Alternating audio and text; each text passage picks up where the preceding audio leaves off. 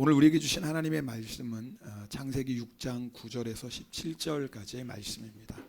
자리에서 다 일어나서 하나님의 말씀 받습니다. 제가 봉독합니다. 이것이 노아의 족본이라. 노아는 의인이요 당대의 완전한 자라. 그는 하나님과 동행하였으며 세 아들을 낳았으니 셈과 함과 야벳이라.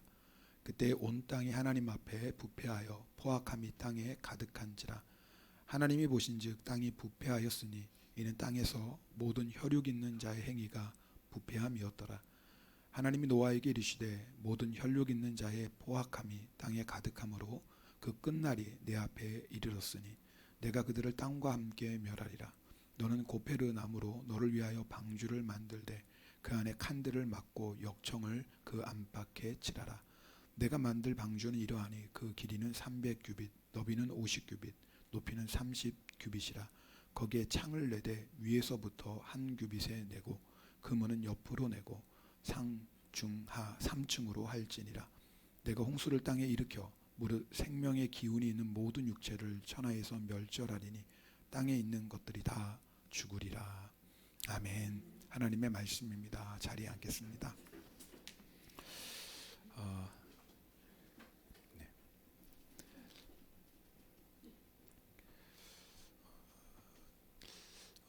저희가 창세기 6장을 통해서 하나님께서 이 세상을 심판하실 수밖에 없었던 이유를 보고 있습니다.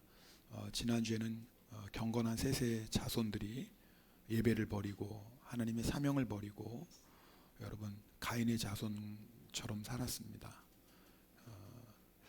예배자가 사라진 거예요. 하나님의 심판을 가로막을 중보자들이 사라진 겁니다. 자, 오늘 말씀은 이 땅에 하나님이 심판하실 수밖에 없는 크게 두 가지 죄악을 보게 됩니다. 우리 11절 말씀 우리 함께 읽겠습니다. 오늘 본문 11절입니다. 그때 온 땅이 하나님 앞에 부패하여 포악함이 땅에 가득한지라. 첫 번째는 부패했습니다. 부패했다라는 건요, 도덕적으로 철저히 타락했다라는 겁니다. 그런데 성경은 하나님 앞에서 부패했다라고 말씀합니다. 이게 무서운 거예요.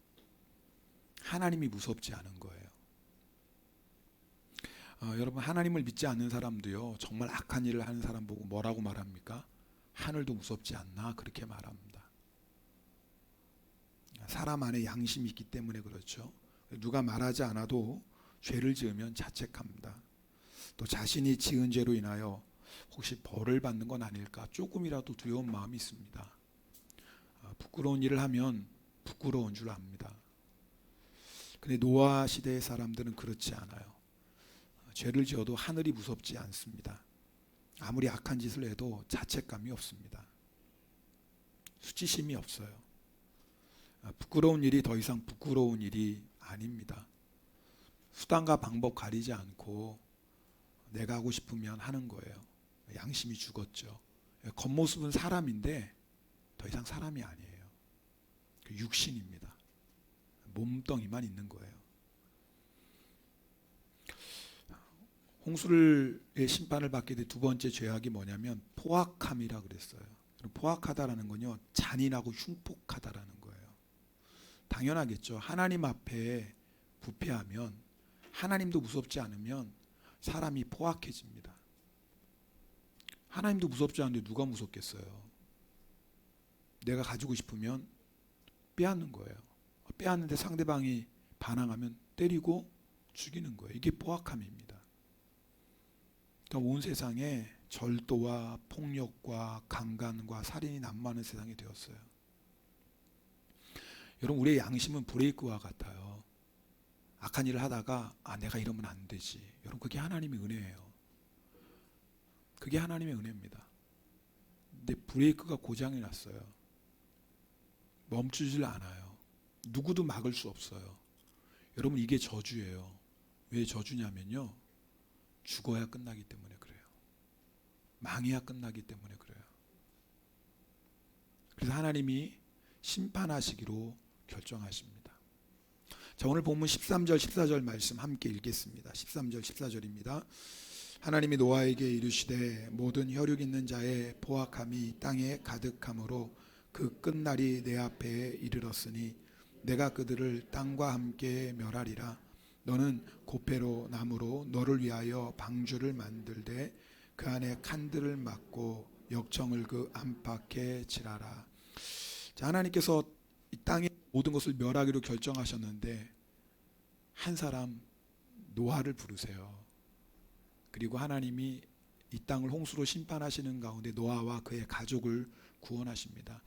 여러분, 이게 하나님의 은혜예요. 여러분, 하나님이 심판을 행하셔도 반드시 그 안에 구원을 예비하십니다. 여러분, 우리의 삶이 아무리 절망적인 것 같아도, 특별히 지금 코로나 때문에 얼마나 힘듭니까? 그래도 그 안에 여러분 하나님의 구원의 역사가 있어요. 그리고 하나님은 지금도 그 하나님의 구원의 역사를 행하실 사람을 찾고 계세요. 그게 노아였어요. 여러분, 창세기 말씀은 옛날 얘기가 아니에요. 물론 노아의 홍수는 옛날 이야기지만 성경 우리에게 분명히 말씀합니다.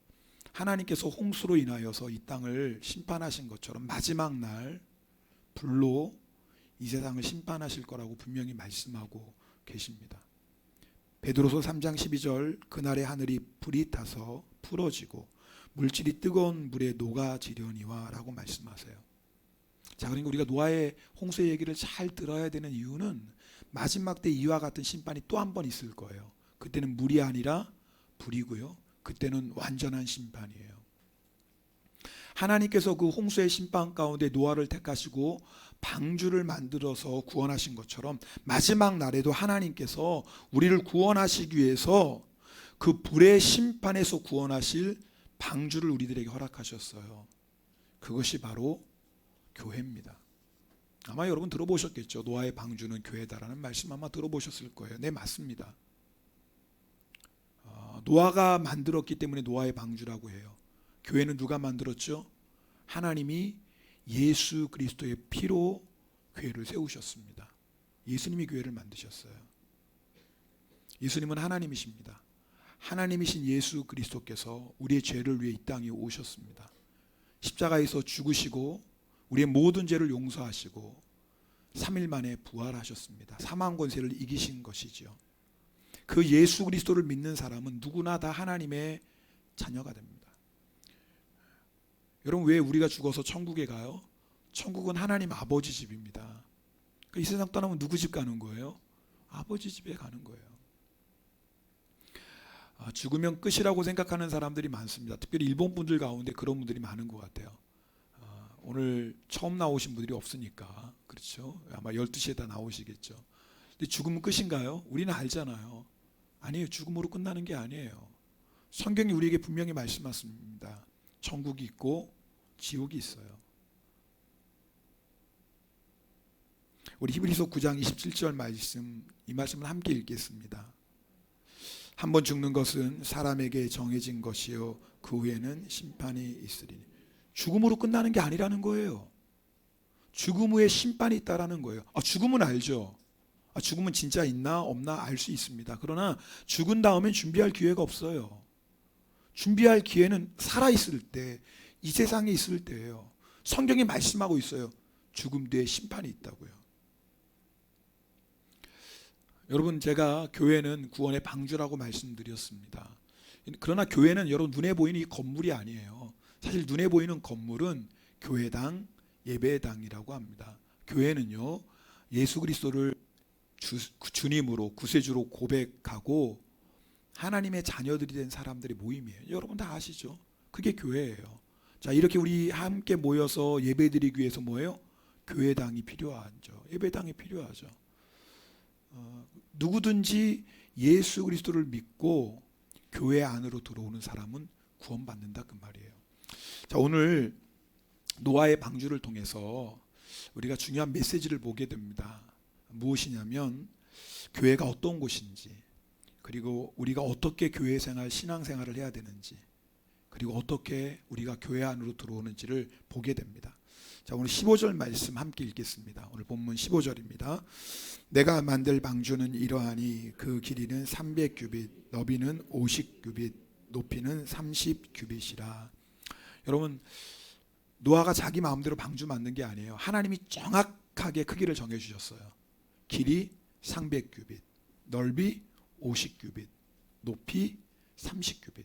규빗은요, 성경의 가장 기본적인 길이 단위예요. 성인 팔꿈치에서 가운데 손가락 끝까지가 한 규빗 그래요. 약간 좀 차이는 있겠지만, 네, 그렇죠. 대충 45cm 정도 됩니다. 그러니까 노아의 방주는 길이가 한 135m 정도 되고 넓이는 23m 정도 돼요. 높이는 13.5m 정도 됩니다. 상자라고 생각하시면 돼요. 근데 중요한 건 하나님의 말씀대로 방주를 지었다고 해요. 이게 너무나 중요한 거예요. 한국창조과학회가 한국해사연구소에 의뢰를 했어요. 이 방주의 비율로 실제로 만들었을 때 어느 정도 안전성이 있는지. 컴퓨터로 12종의 모형 손체를 만들어서 실험했는데 노아의 방주가 가장 안전하대요. 특별히 높은 파도가 일면 일수록 노아의 방주가 가장 안전하다라는 거예요.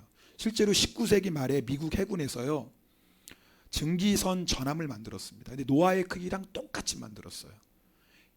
미군 해군 역사상 가장 안전한 배였어요. 단점이 있어요. 속도를 잘 못 내요. 그래서 지금도 여러분 유조선 있잖아요. 큰 유조선 같은 경우는 속도가 필요 없는 안전이 유선의 유조선 같은 경우는 거의 노아의 비율로 지금도 배를 만듭니다.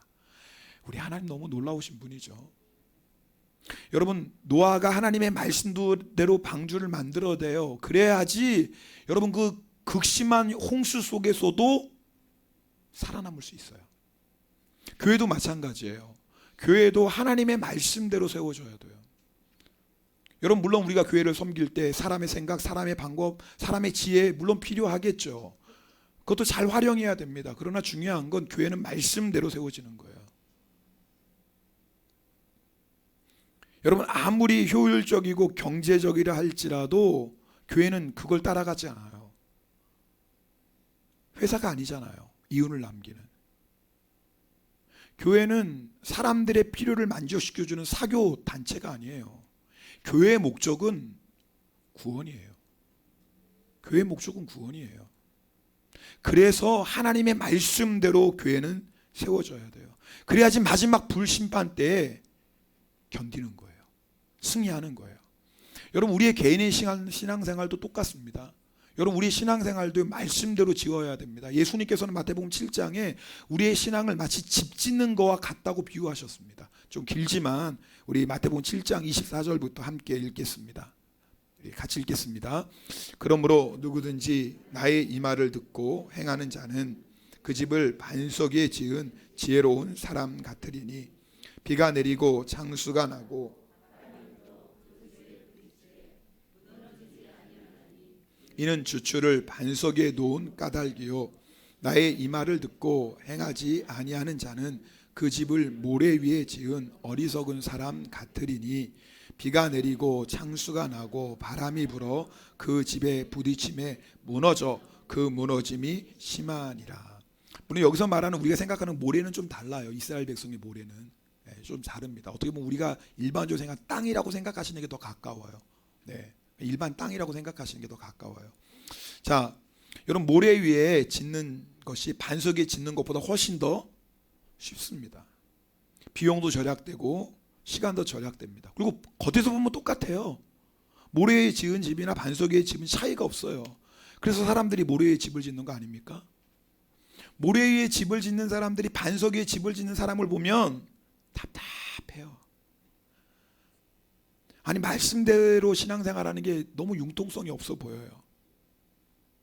여러분, 하나님을 믿지 않는 세상에서 우리가 하나님의 말씀대로 살려가니까 얼마나 힘들어요. 조금만 타협하면 쉽게 갈 수 있잖아요.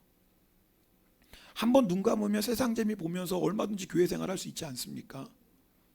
그런데 굳이 말씀대로 살겠다고 생고생하며 손해보는 거 보니까 바보 같아요. 모래 위에 짓는 사람들은 반석 위에 짓는 사람 보고 광신자같이 보여요. 꼭 예수를 믿어도 그렇게 믿어야 되나? 아니, 로마에 가면 로마 법을 따라야지. 세상에서 살면 어느 정도 세상과 타협하며 사는 게 그 지혜로운 거 아니야? 라고 생각해요. 다행이다. 아멘 하는 사람이 없어서. 저는 설교 준비하다가 여기에 은혜 받고 아멘 그런 사람이 나올까 봐 걱정했어요. 아멘이 아니죠? 근데 여러분 사실은 그게 지혜가 아니에요. 이게 진짜 어리석은 거예요.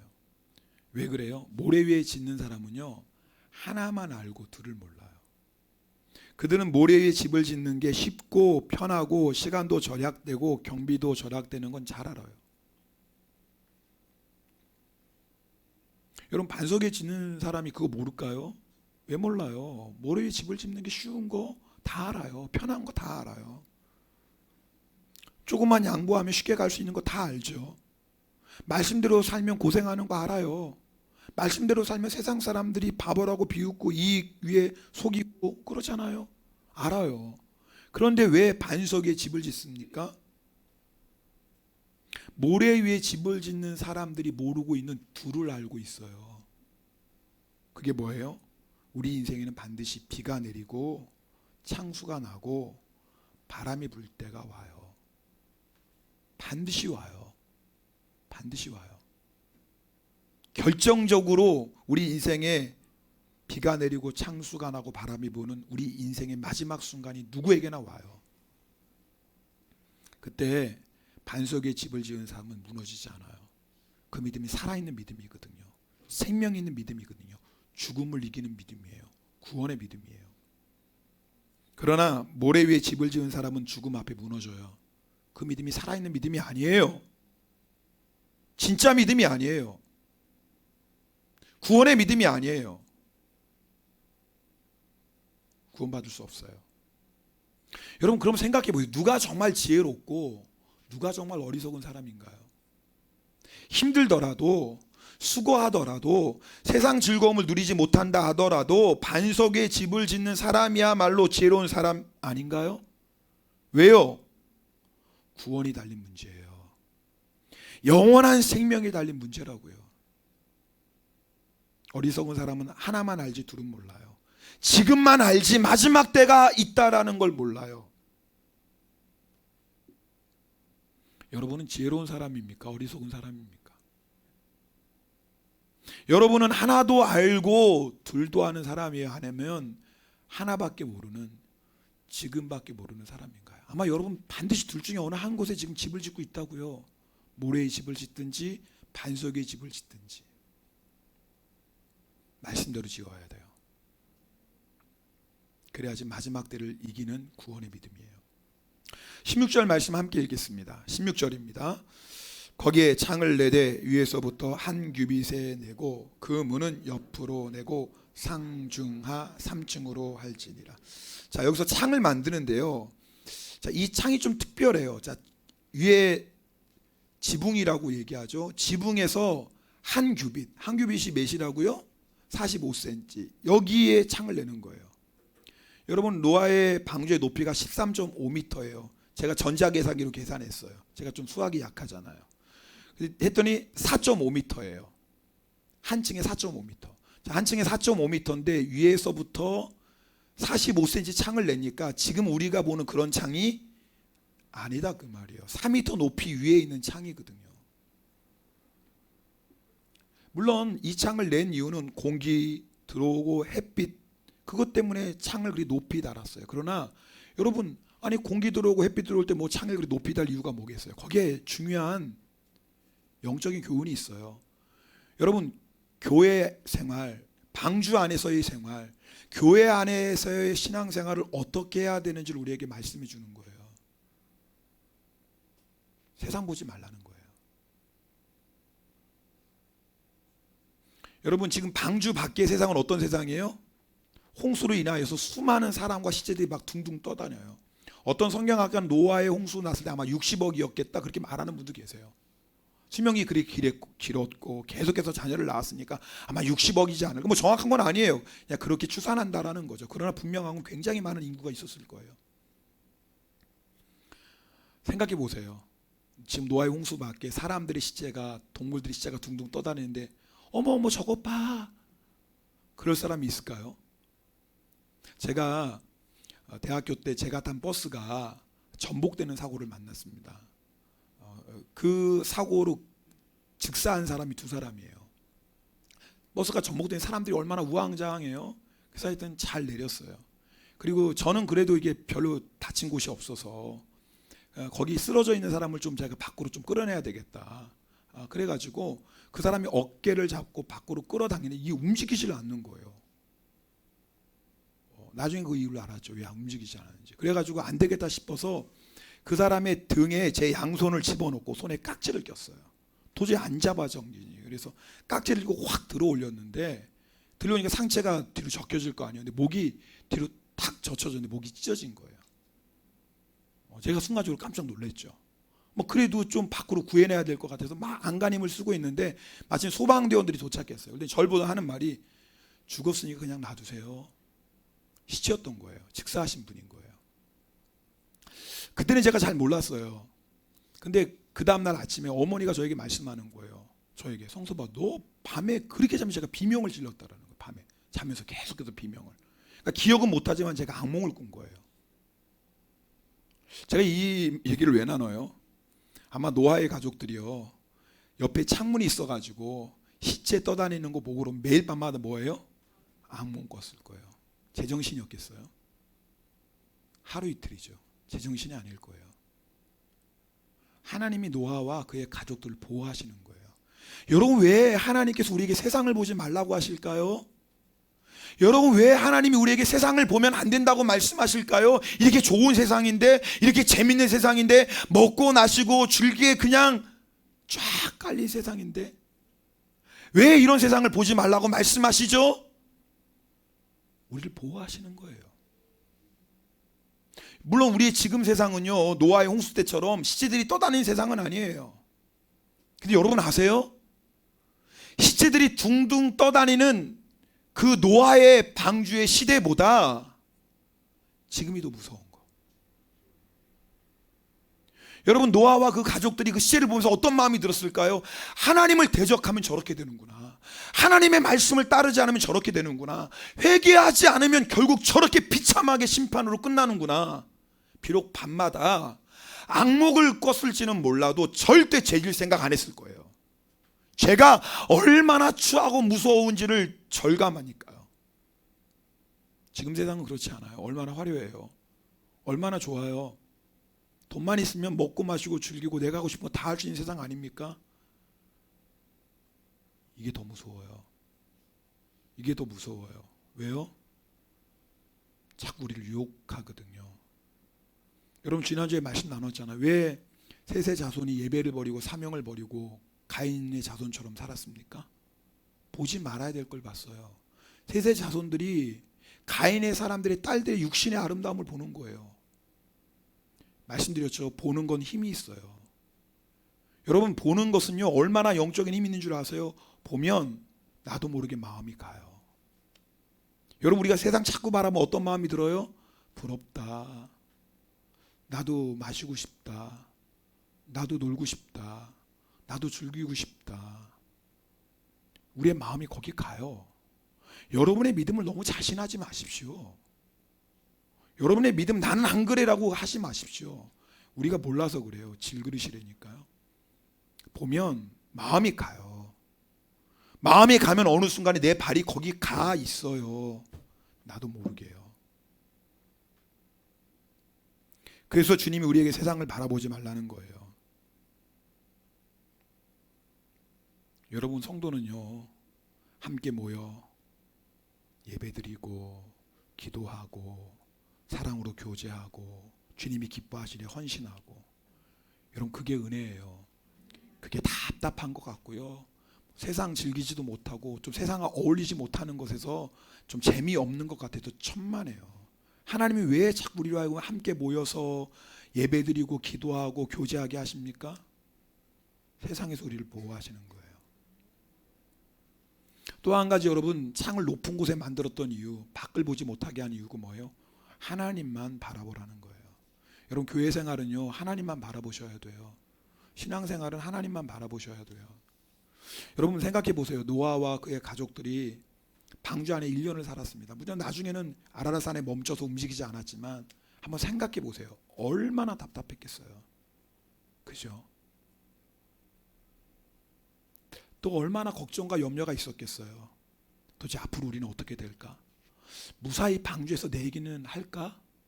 도대체 이 다음의 세상은 어떻게 될까? 지금 코로나 때문에 사람들이 힘들어하는 게 지금 다음 세상을 예측을 못 하잖아요. 어떻게 누가 예측을 합니까? 아무도 몰라요. 그러니까 자꾸 불안한 거 아닙니까? 노아의 가족들은 그와 비교할 수도 없어요. 홍수가 끝난 다음에 세상은 어떤 세상일까? 얼마나 걱정과 두려움이 오겠습니까? 그때마다 하나님 바라보라는 거예요. 여러분, 노아의 방주 안에 있을 때 뛰쳐나가고 싶었을 때가 얼마나 많았을까요? 너무 답답하니까. 근데 나가면 돼요, 안 돼요? 안 돼요. 왜요? 죽어요. 여러분 잘 들으세요. 노아의 방주의 목적은 편안함이 아니에요. 노아의 방주의 목적은 즐거움이 아니에요. 노아의 방주의 목적은 구원이에요. 우리가 신앙생활, 교회생활 하는 거 물론 교회 안에 재미도 있어요. 즐거워요. 네, 맞습니다. 성도의 교제가 얼마나 즐거워요. 근데 절대 잊지 마세요. 그게 신앙생활이라고 생각하면 재미없을 때도 있어요. 지겨울 때도 있어요. 답답할 때도 있어요. 뿐만인가요? 시험 들 때도 있어요. 그럼 뛰쳐나가고 싶죠. 네, 맞아요. 교회는 성숙한 사람들이 모인 곳이 아니에요. 예수 그리스도를 나의 주님으로 고백하는 죄인들, 연약한 모습들, 부족한 모습들이 그대로 다 드러나는 곳이 교회 아닙니까? 답답할 때 있어요. 그래서 교회를 뛰쳐나가고 싶다고요. 나가면 안 돼요. 왜요? 교회의 목적은 구원이에요. 하나님이 우리를 구원하시기 위해서 교회를 세우셨어요. 여러분, 만약에 우리에게 성경만 있고 예수 십자가만 있으면 된다고 왜 교회를 하나님이 세우셨겠어요? 세우실 필요 없죠. 안 그래요? 성경 읽고 기도하고 주의 십자가 붙잡으면 충분하지 않겠어요? 왜 교회를 하나님이 세우셨어요? 우리가 너무 연약하거든요. 우리의 믿음을 우리의 힘으로 지킬 수가 없거든요. 세상의 물결이 너무 강하거든요. 아무리 수영 잘한다고 노아의 홍수에 살아남겠어요? 아무리 수영을 잘해도 절대로 노아의 홍수에서는 살아남을 사람이 아무도 없어요. 우리의 믿음도 똑같아요. 하나님이 만드신 구원의 방주 교회가 없으면 절대로 우리의 믿음을 세상 끝날까지 지킬 수가 없어요. 우리의 노력으로 우리의 믿음을 지킬 수가 없어요. 하나님의 은혜의 공동체 안에 있지 않으면 믿음을 못 지키는 거예요.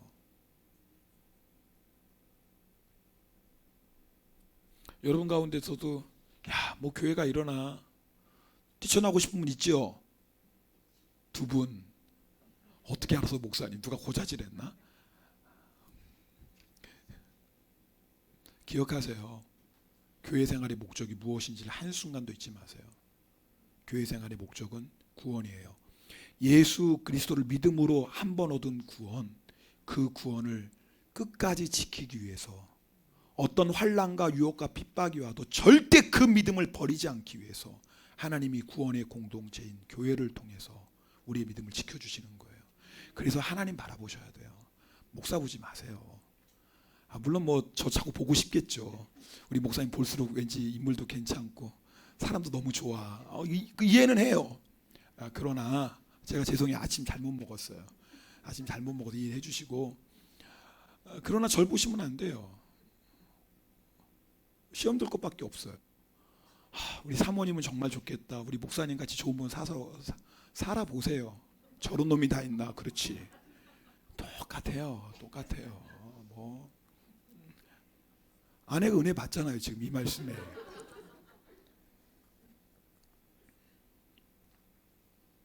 하나님 바라보셔야 돼요. 그래야지 구원의 방주에서 끝까지 승리해요. 자, 오늘 16절 말씀에 보면 문이 금문이라고 그랬어요. 노아의 방주에 들어가는 문이 하나예요. 옆으로 나 있어요. 여러분, 노아와 그의 가족들, 하나님이 택하신 동물들이 그 문을 통해서 방주 안으로 들어가요. 그냥 방주 안에 못 들어가요. 그 문을 통과해야지 방주 안에 들어가요. 방주는 교회라고 말씀하셨어요. 여러분이 누구든지 교회 안에 오면 구원받아요. 그러나 잘 들으셔야 돼요. 여러분, 오늘 여러분이 이 자리에 앉았다고 구원받는 거 아니에요. 이건 예배당이에요. 교회당이에요. 누구든지 지금 예배당, 교회당 안에 올 수는 있어요. 그러나 오늘 여러분이 이 자리에 왔다고 구원받는 건 아니에요. 교회 안으로 들어가셔야 돼요. 교회는 뭐라고 말씀드렸죠? 예수 그리스도를 구세주로 고백하고 하나님의 자녀가 된 사람들의 모임이 교회예요. 우리가 그 교회 안으로 들어가셔야 돼요. 근데 문이 하나네요. 그 문이 누굴까요? 우리 요한복음 10장 9절 말씀 함께 읽겠습니다. 요한복음 10장 9절입니다. 내가 문이니 누구든지 나로 말미암아 들어가면 구원받고 또 들어가며 나오며 꼴을 얻으리라. 문이 누구죠? 예수 그리스도예요. 문은 하나밖에 없어요. 예수 그리스도예요. 누구든지 예수 그리스도를 믿음으로 말미암아 구원의 방주인 교회 안으로 들어올 수 있어요. 여러분, 예배의 자리에 앉았다고 여러분이 구원받으시는 게 아니에요. 오늘 이 자리에 앉았다고 구원받는 게 아니에요.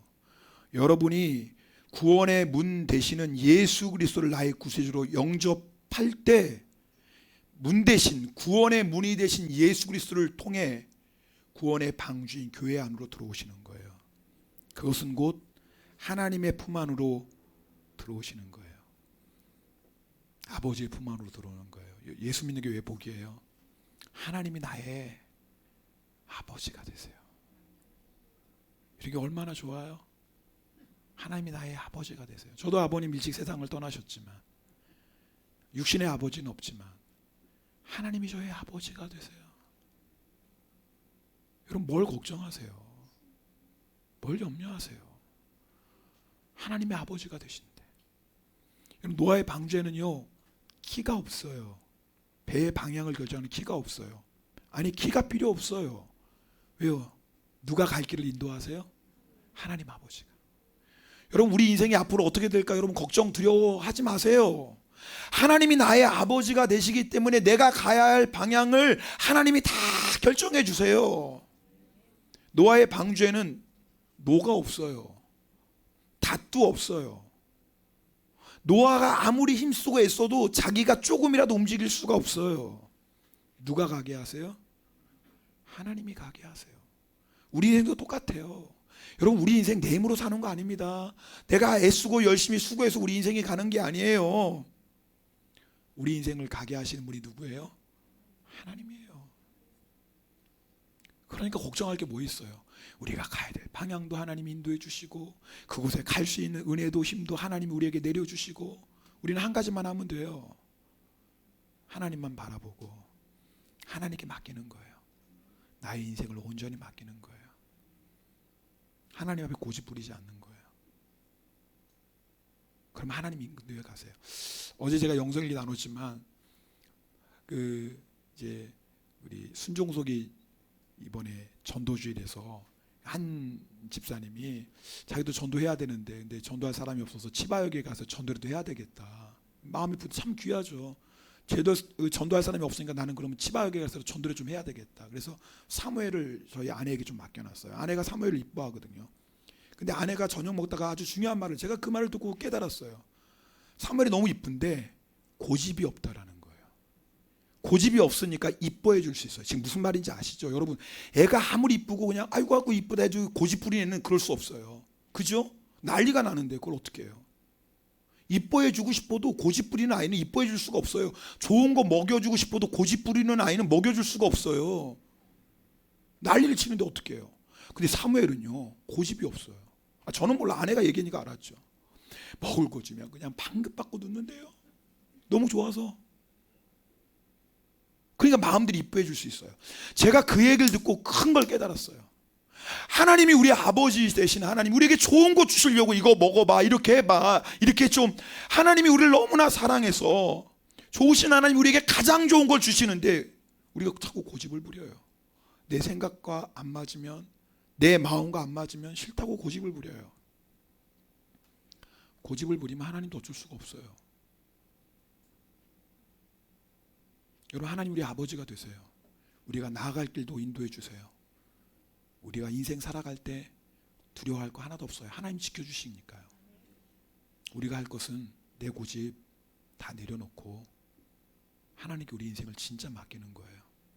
그러면 하나님께서 우리 인생을 인도해 주세요. 여러분들 이미 열예배 드리는 대부분은 이미 예수 그리스도를 주님으로 영접하고 구원의 방주인 교회 안으로 들어오신 분들이에요. 그럼 확인해 보십시다. 여러분들 집 반석에 짓고 있습니까? 하나만 아는 게 아니라 여러분 둘도 알고 계시나요 지금? 여러분 혹시 자꾸 세상 기웃기웃 거리시진 않습니까? 지금 보지 말아야 될 것 보고 있지는 않습니까? 하나님만 바라보셔야 돼요. 혹시 여러분 교회 생활 하다가 사람 때문에 여러 가지 때문에 마음이 힘드신 분들이 있어요. 있지요. 왜 없겠어요? 그러나 기억하셔야 돼요. 교회는 구원의 방주예요. 교회의 목적은 즐거움, 편안함 아니에요. 구원이에요. 끝까지 교회 안에 있는 거예요. 그러나 기억하셔요. 교회 안에 있는 건 하나님의 품 안에 있는 거예요.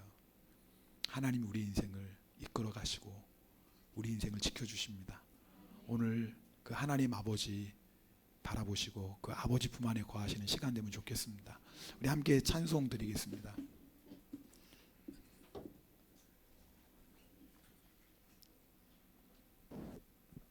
오늘 받은 말씀 기억하시면서 이 찬송 함께 드리겠습니다. 네.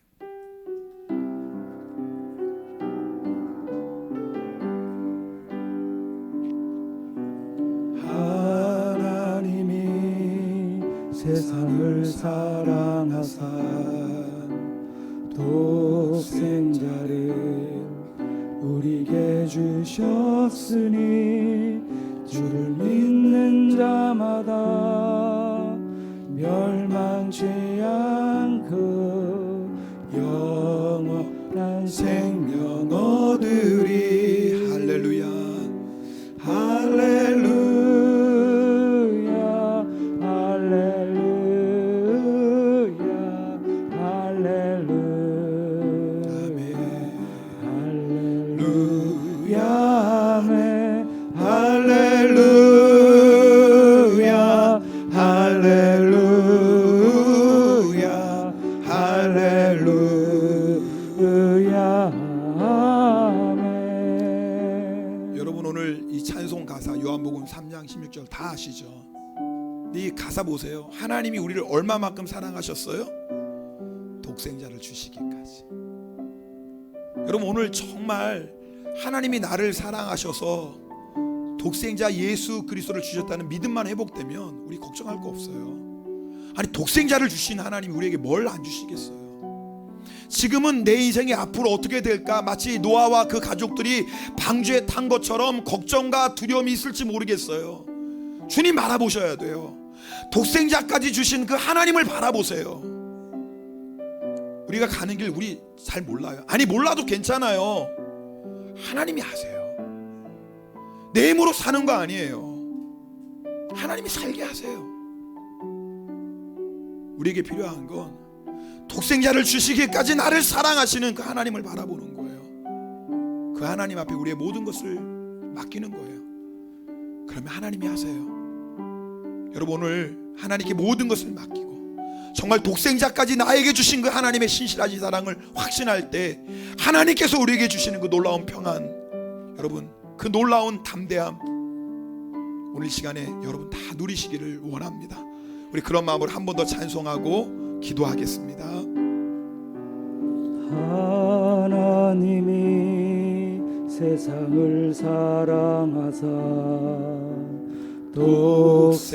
독생자를 우리에게 주셨으니 주를 믿는 자마다 멸망치 않고 영원한 생명 얻으리. 하나님이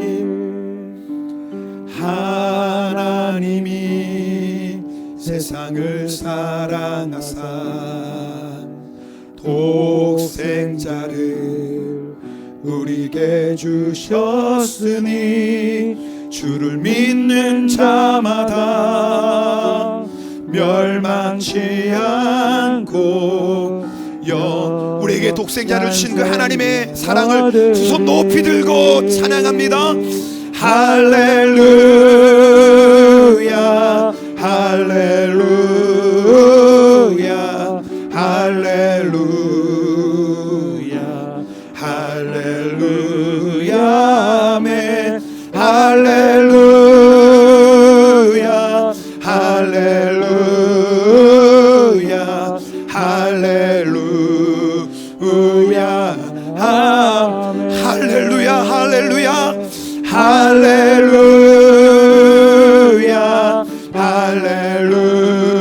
할렐루야. 아멘. 주님, 독생자를 아낌없이 내어주신 그 하나님의 사랑을 찬양합니다. 그 하나님이 나의 아버지가 되십니다. 주님, 내가 앞으로 어떻게 가야 될지 알지 못합니다. 그러나 하나님이 나의 삶의 주인 되시고 나의 아버지가 되시니 걱정하지 않습니다. 두려워하지 않습니다. 주님 따라가겠습니다. 통성으로 기도합니다. 오 할렐루야. 사랑의 하나님 아버지 감사드립니다.